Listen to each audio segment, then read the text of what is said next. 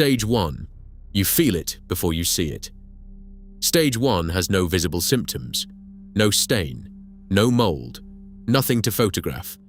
But press the palm of your hand flat against an external wall on the ground floor of any UK home built before 1970. If the wall is noticeably colder than the walls beside it, your wall is absorbing moisture. A dry wall should feel close to room temperature. A wet wall conducts heat away from your hand faster, because wet masonry conducts heat rather than resisting it. This is why damp rooms always feel cold, even with the heating running. The thermal performance of the wall is already deteriorating.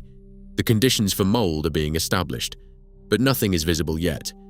There is a second way to detect stage 1 that most people overlook entirely. The smell. A wall that is actively absorbing moisture has a distinctive smell. Earthy, slightly mineral, occasionally musty even before any mold is present. It is the smell of wet masonry. Most people who live with it stop noticing it after a while. Visitors notice it immediately. If someone walks into a room in your home and remarks on a smell you have stopped noticing, that is a stage 1 signal as reliable as the cold wall test. The stage 1 symptoms are also seasonal. For penetrating damp, the cold patch appears after heavy rain and fades as the wall dries between wet periods. For rising damp, the symptoms are most pronounced in winter, when ground moisture is highest and least visible in a dry summer. For condensation damp, the symptoms peak on cold mornings, when the temperature difference between the wall surface and the room air is greatest. Understanding the seasonal pattern of the damp tells you which type you are dealing with before a surveyor sets foot in the house. At stage 1, the fix depends on the type. For condensation, improve ventilation, free. For penetrating damp, find and seal the external entry point, £20 to £300. For rising damp, clear blocked air bricks and improve ground drainage, £0 to £100. At stage 1, the cause is addressable and the cost is minimal. The problem is that most people at stage 1 do not know they are there because nobody has ever told them what to feel or smell for. What happens if you ignore stage 1? The moisture continues moving through the masonry. The salt content of the masonry increases. The thermal performance continues to decline. You move to stage 2. Stage 2. The wall starts talking. Stage 2 is when the wall begins communicating visibly. The first sign is a tide mark, a faint horizontal line on the lower wall where rising moisture has carried dissolved salts to the surface and left them as the water evaporated. Typically, this appears between 300 to 900 millimeters above floor level for rising damp, and it can be higher for penetrating damp depending on the entry point. The second sign is efflorescence, white powdery crystalline deposits on the wall surface. Not mold, salt. It is not dangerous, but it means moisture is actively moving through the masonry, and it will keep appearing until the moisture stops. The third sign is the one that drives most people to act. Mold, black, green or grey on the wall surface, on window frames, in room corners or behind furniture. At stage 2, the mold is superficial, growing on the surface because conditions are right.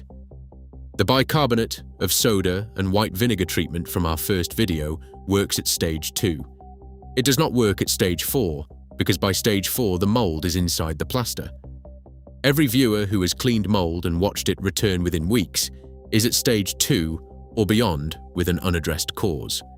There is a third dimension to stage 2 that affects a significant proportion of UK households, the tenant and landlord relationship. Stage 2 damp in a rented property creates a legal obligation on the landlord under the Homes Fitness for Human Habitation Act 2018.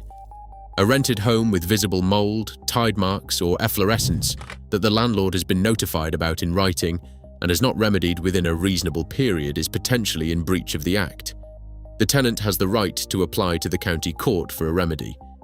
Most tenants at stage 2 do not know this right exists.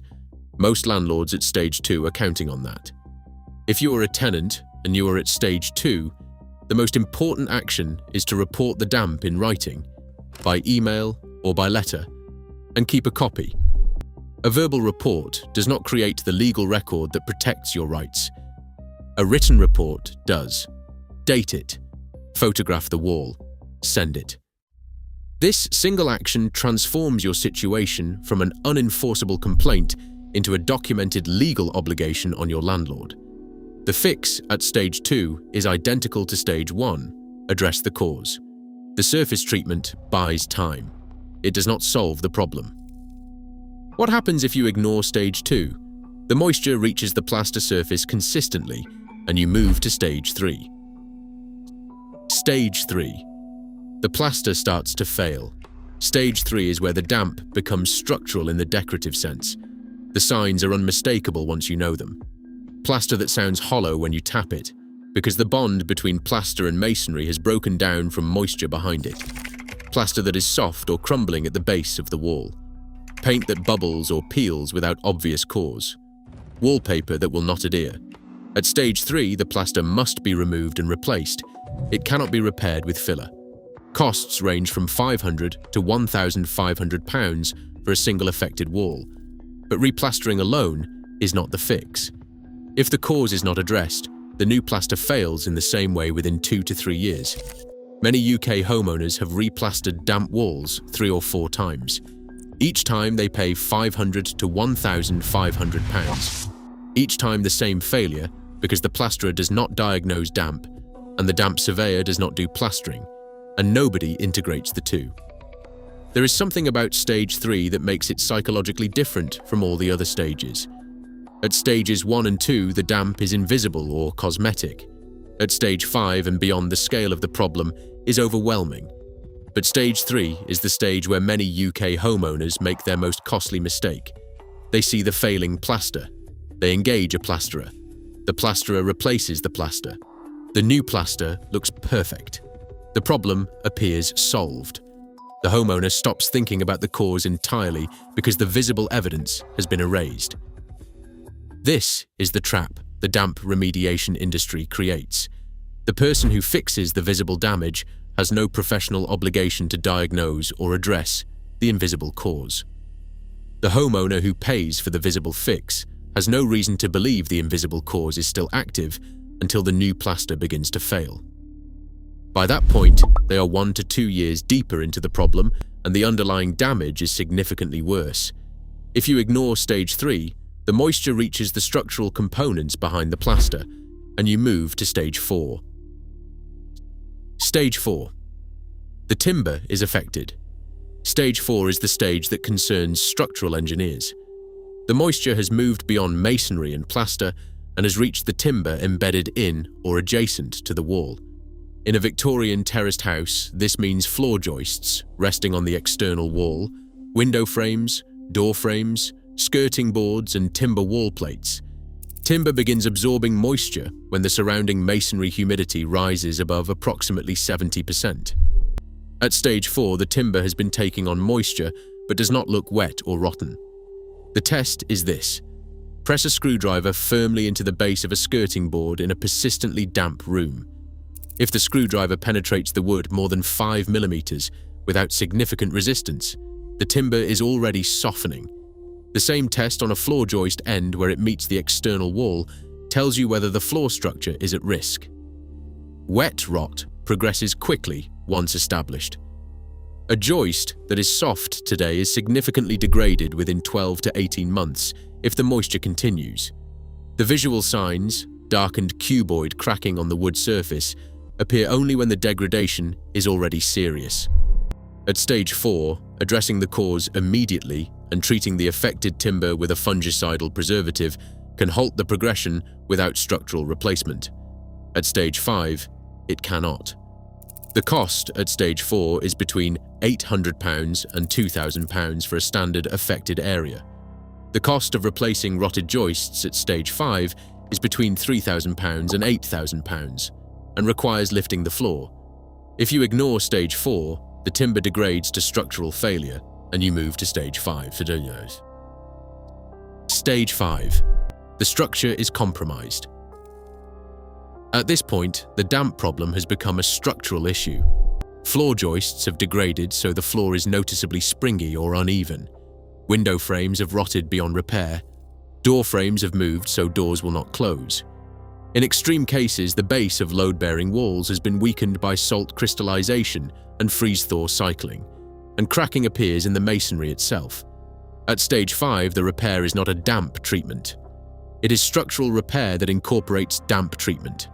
Joist replacement for a single room typically costs between £3,000 and £8,000. Window and door frame replacement across a damp elevation typically costs between £2,000 and £6,000. Structural repair to a compromised wall base typically costs between £5,000 and £20,000. These are the numbers that appear in surveys when a buyer's solicitor recommends a structural report. They are not the cost of damp, they are the cost of the damp that was ignored at stages 1 through 4. Stage 6. The treatment industry arrives. Stage 6 is not a stage of deterioration. It is a stage of response. It is the stage where most homeowners in the United Kingdom spend money without solving their problem. The damp treatment industry generates over £1 billion per year in the United Kingdom. Its primary product is chemical damp-proof coarse injection, a silicone-based fluid injected into a line of drill holes at approximately 150 millimeters above floor level. The principle is that the injected material creates a water-repellent barrier, preventing rising damp from moving above that level. Here is what independent research consistently finds. Chemical damp-proof coarse injection works on the specific section of masonry where it is injected. It does not dry a wet wall. It does not address penetrating damp. It does not address condensation damp, which is the most prevalent damp type in housing in the United Kingdom. It does not remove the salt contamination already in the masonry below the injection line, contamination that continues to draw moisture to the surface and produce visible symptoms even after treatment. A significant proportion of homes in the United Kingdom that have had chemical damp-proof coarse treatment still show visible damp symptoms, not because the treatment failed, because the diagnosis was wrong. Rising damp is the least common of the 3 damp types in housing in the United Kingdom, but it is the most profitable to treat. The survey that recommends treatment is often provided free by the same company that sells the treatment. The correct process is an independent survey by a surveyor with no financial interest in the treatment recommendation. Costs between £200 and £500. It is the single most important investment available to a homeowner in the United Kingdom with a persistent damp problem. You now know that damp in a UK home moves through 6 stages. Stage 1 is a cold patch on a wall, £0 to £100 to address. Stage 2 is tide marks, efflorescence and surface mould. Fix the cause before the surface. Stage 3 is failing plaster, £500 to £1,500, only if you also fix the cause. Stage 4 is softening timber, £800 to £2,000 before it becomes structural. Stage 5 is structural failure, £3,000 to £20,000 and upward. Stage 6 is the treatment industry, where an independent diagnosis is the most important thing you can do before spending anything. Press your hand against every external wall on your ground floor tonight. Find the cold patch. You are at stage 1. Stage 1 is the cheapest stage there is. This is British Home Secrets. We find the knowledge they buried, and we give it back to the people who need it. Subscribe, because there is a lot more where this came from.